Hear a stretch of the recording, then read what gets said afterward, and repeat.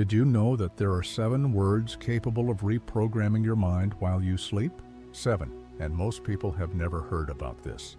Carl Jung said, "What you don't make conscious controls you, and few things are as unconscious as your thoughts before falling asleep." There's an exact moment between the waking state and deep sleep when your mind accepts everything you say without questioning. That's where the 7 words that change your mind before sleep come into play. Simple, powerful, transformative, and you're about to discover how to use them the right way. A moment that shapes your destiny. There is a specific moment in your day that almost nobody values. It's there between your last blink and your first dream that something happens. The mind enters a rare state called hypnagogic, where the conscious begins to slip into the unconscious, and it's in this interval that everything you think, feel, or imagine goes straight into the core of your being. Carl Jung said that until you make the unconscious conscious, it will direct your life and you will call it fate. Well, it's in this moment that you can begin to rewrite this fate. Few people know this, but this moment is like a doorway between 2 worlds. On one side, everything you experienced during the day. On the other, what your mind will consolidate as truth. What enters there becomes code, becomes belief, becomes direction. And the most dangerous part, this programming happens silently. You go to sleep thinking you're resting, but you're being molded from within by what you allowed to enter before turning off the lights. Have you noticed how, after a stressful day, you wake up heavy as if you'd been carrying cement in your dreams? And how, on peaceful days, you wake up lighter, more creative, more open? This isn't coincidence. It's a reflection of the frequency your mind carried into the unconscious. That's why what you repeat before sleeping is seed. And what sprouts the next day depends on what you planted in that moment. And if you learn to plant the right words, the terrain will never be the same. The secret is in the frequency. Imagine your brain as an old radio. During the day, it vibrates in beta frequency, alert, racing, full of noise. But at night, right in the transition to sleep, it changes the channel, enters alpha, then theta. In these states, the mind becomes more malleable, more open, almost like a child listening to a story. It's at this moment that the unconscious, that silent giant within, begins to listen. And what it hears, it accepts, without filtering, without debate. Carl Jung said that symbols speak more deeply to the soul than words, and in this state, your mind listens to everything as if they were living symbols. That's why everything you repeat there, whether "nothing works out for me" or "tomorrow will be my best day," enters directly. It doesn't go through logical questioning. It enters and becomes part of what you believe yourself to be. The next day, your brain begins to look for evidence to confirm it. It acts, decides, feels, based on this new absorbed truth. Want to do a quick test? Before sleeping, repeat, "Tomorrow my mind will be alert to solutions I've never seen before." Just that. Don't expect magic, just observe. You'll notice ideas emerging, people saying things that used to go unnoticed, situations changing tone. The mind, when programmed at the right frequency, begins to operate like a radar, a silent but precise radar. And to activate this radar with more power, you need to understand the hidden power of words. Why words are portals. Words are portals, symbolic, energetic, emotional portals. Each word you hear or pronounce carries a frequency, like a vibrational code.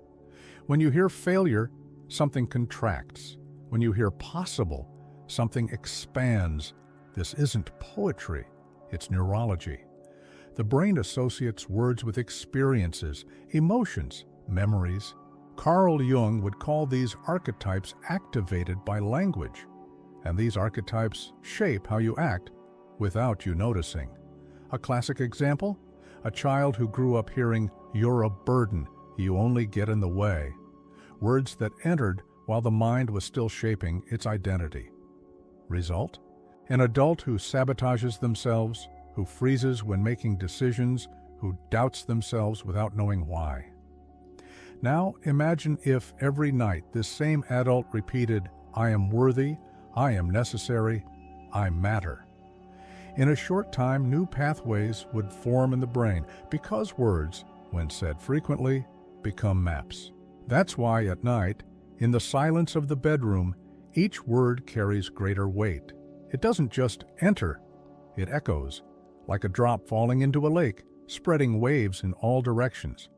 And if you say the right words at the right moment, these waves reconfigure everything. But for this to work, you need to start with the foundation. And this foundation is hidden in the simplest and most powerful word that exists, I. The first word, I. I is where everything begins, a one-letter word that carries the universe of your identity. When you say I, your mind stops, pays attention, listens more intently, because I activates the center of consciousness. It's the moment when the entire system turns inward and says, "We're talking about me." And this activates what Jung called the self, the essence, the central point of your psychic being. Starting any sentence with I is like taking the wheel of your own life. You assume command. You shift from reactive mode to creative mode. That's why saying phrases like, "I hope it works out," before sleep doesn't change anything. But "I will make it work" changes everything. The mind understands that the origin of change is internal, and this has a power that loose words will never have. I is focus. It's direction. It's the starting point. Want something practical? Every night, start building your sentence with I. Even if you're tired, even if you don't fully believe what you're about to say. I am. There, you've already activated the command. It's like starting a car's engine. Even if the destination isn't clear yet, the most important thing is that movement has begun. And soon, you'll notice that the word that comes after defines the fuel for your journey. The second word, am. Am is the verb of identity in the present. It doesn't ask permission, doesn't wait for conditions. It affirms. It declares. When the mind hears am, it understands that it already exists, even if it hasn't manifested yet. Jung said that the psyche responds more to symbols than to logic, and the verb am is the ultimate symbol of affirming being. It doesn't point to a desire. It points to a reality that begins to be built there, in the silence of the night. Using am at night is like signing a contract with your own mind. Saying, "I am calm," for example, even after a turbulent day, begins to plant a new identity in the soil of the unconscious. The mind doesn't cling to history. It works with what you declare frequently. By repeating, "I am creative," "I am capable," "I am deserving," you begin to create a positive dissonance. The mind seeks to align reality with the declaration. And this internal movement changes everything. The person who says, "I am disorganized," reaffirms chaos every time they repeat it. But the one who, even amid mess, repeats, "I am focused," already begins to activate the archetype of the inner warrior. This isn't empty self-help. It's applied psychodynamics. When you define who you are, the psyche begins to operate under this new lens. And when this lens is aligned with what you desire, the next step is to eliminate any barrier that says otherwise. The third word, capable. When someone says, "I am capable," they're silently breaking an old invisible pattern, that of doubt. This word has enormous psychic weight. It unlocks internal doors where old voices live, sometimes inherited from childhood, that whisper, "You can't do it. This isn't for you." Jung used to say that what you resist persists.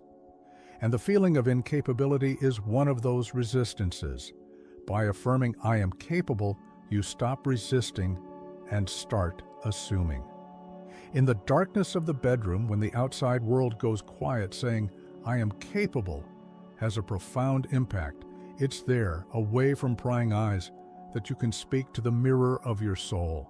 The mind won't demand proof. It will simply accept. And the next day, it will look for situations that confirm this new narrative. It seems like magic, but it's neuroscience and psychology working together. Self-perception begins to change. And with it, behavior. It's as if you've turned on a new internal GPS. Practical example, if you're afraid of public speaking before sleeping, say, I am capable of expressing myself with clarity and confidence. Repeat it as if teaching a child, with firmness and care. Do this for 7 consecutive nights. And observe how your body begins to respond differently. Your hands sweat less, your voice trembles less. It's the unconscious at work. And when it accepts the new truth, everything around begins to align. But something crucial is still missing for this alignment. The 4th word, deserve. Deserve is a key that opens a hidden vault in the unconscious, personal worth. Often what prevents someone from advancing isn't lack of talent or opportunity. It's the silent belief that they don't deserve it. Carl Jung explained that the collective unconscious carries inherited patterns, and many of these patterns teach us to feel guilty for wanting a better life. Saying I deserve is like breaking an invisible chain and declaring emotional independence. Look, it's not about ego. It's about recognition. One who affirms, I deserve to be happy, is authorizing themselves to experience fullness. When the mind hears this before sleep, it begins to erase old phrases like, this isn't for me, or I'm unlucky. A simple example, someone who has always sabotaged relationships can begin saying, I deserve to be loved and respected. Over time, this repetition adjusts the internal radar, and what was scarcity becomes choice. In practice, this even changes how you position yourself in the world. A person who believes they deserve doesn't accept crumbs, not from work, not from love, not from life. They choose better. They move with more courage. But notice, deserve only works when accompanied by another ingredient, a force that moves everything around, even when the scenario seems stuck. And that's what comes in the next word. The 5th word, transform. Transforming is more than changing. It's altering the essence, turning the key, making a leap in state. It's when something stops being what it was, to become what it can be.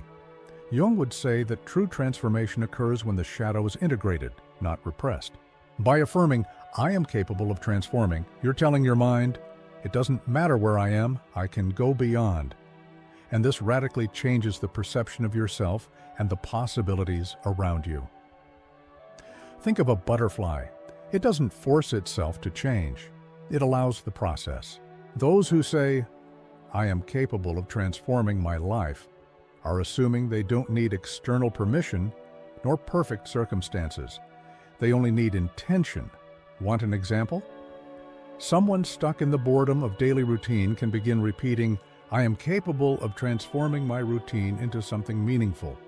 And then they start acting differently, waking up earlier, changing their route, connecting with new people. This word, spoken before sleep, acts as a catalyst. It says that yesterday doesn't define tomorrow, that the past doesn't determine the future. But for transformation to be real, and not just desired, it needs a temporal trigger, something that tells the mind, it's for now. And that's exactly what comes next. The 6th word, now. Now is a command, short, direct, impossible to ignore. It activates the brain immediately because it carries urgency. Jung stated that the unconscious lives outside linear time. It responds to what is felt intensely in the present. When you say now, you're giving your mental energy an exact address. It's like pressing a red button inside the mind. Immediate action. And this button needs to be pressed every night before sleep arrives. Think about it. How many times have you left something for tomorrow? And tomorrow became never. The mind loves to postpone.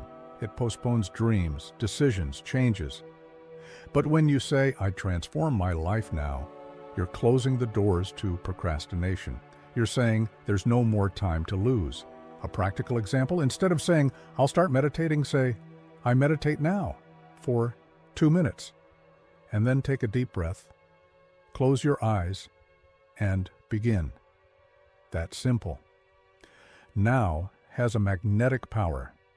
It pulls desire from the field of ideas into the plane of reality. It's what separates those who want from those who do. But to keep this action connected with a high frequency, you need to finish with a vibration that seals the entire process, a frequency that communicates to the mind that what was asked has already been received. The seventh word, grateful. Grateful is not just a polite word, it's a state of consciousness. When you feel gratitude, your mind interprets that what you desired is already present, even if it's still on its way.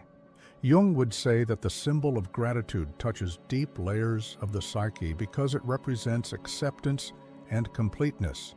By declaring "I am grateful" before sleeping, you're telling the unconscious, "I have already received." And this changes how you dream, act, and even how the world responds to you. Think of a person who wants a new job. If they say before sleeping, "I am grateful for the work that values me," their mind begins to operate as if this were already real.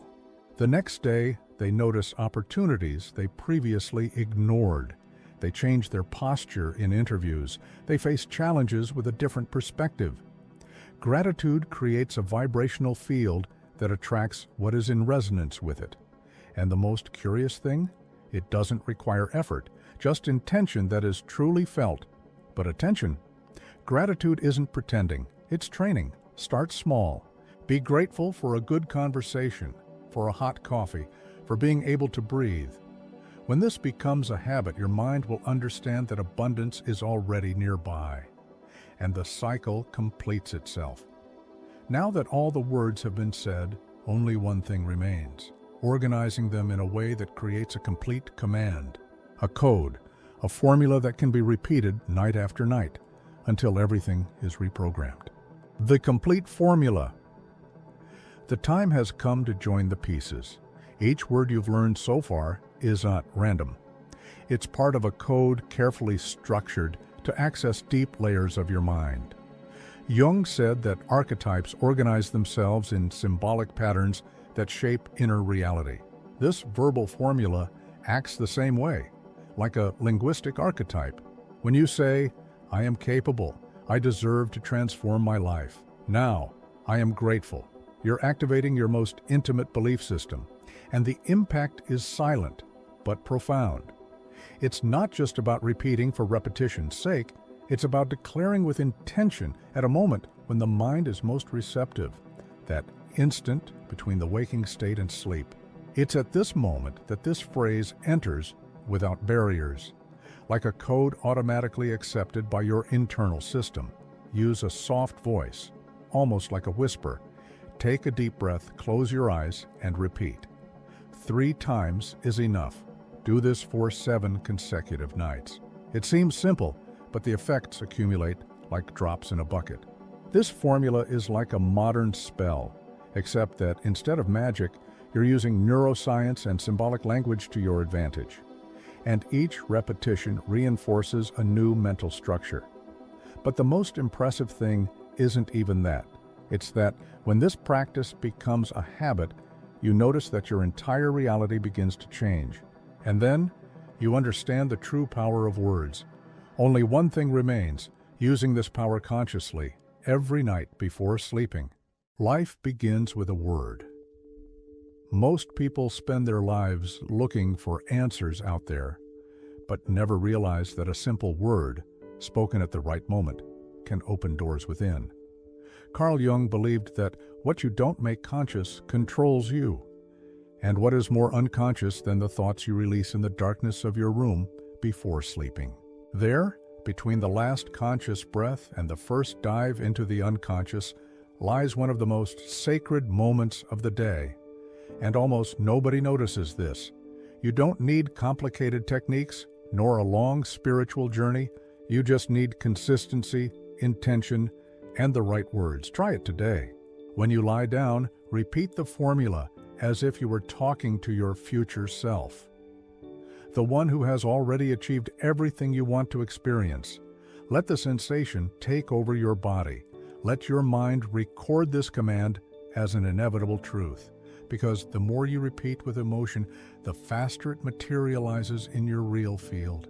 And if it seems strange at first, that's okay. It's a sign that something new is being installed. And that's precisely where the power of transformation lies, in the small discomfort that precedes real change. When you make this a habit, something changes, first inside, then outside. And it's in this simple ritual that a new life begins, not with grand promises or far-fetched plans, but with a single word. And the next one might be the one that changes everything. Now that you know the power that exists in the right words at the right time, the question is, what will you do with this? Will you let this night pass like all the others, or will you take advantage of this moment of silence before sleeping to start changing your life for real?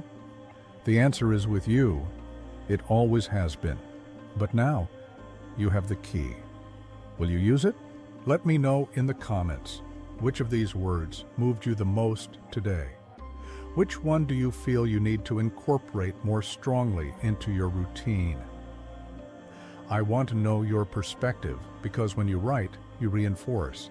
And when you share, you transform even more. And of course, if this video made sense to you, subscribe to the channel, hit the notification bell, and continue this journey with us. Here, you learn to use your mind as your greatest ally. And if you want to dive even deeper into this topic, click on the video that's appearing on the screen now.